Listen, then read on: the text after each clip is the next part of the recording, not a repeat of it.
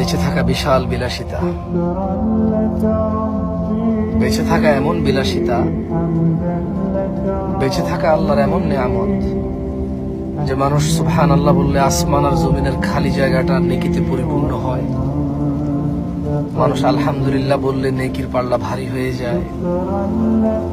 বেঁচে থেকে মানুষ আল্লাহুম্মা সাল্লি আলা মুহাম্মাদ দুরূদ পড়লে 10টা নেকি হয়, 10টা গুনাহ ক্ষমা হয়, মর্যাদা বৃদ্ধি হয়, ওর প্রতি রহমত নাজিল হয় 10 বার। বেঁচে থাকলে ফজরের 2 রাকাত সুন্নত আদায় করলে দুনিয়াতে যা আছে এর চেয়ে বেশি কিছু পাওয়া যায়।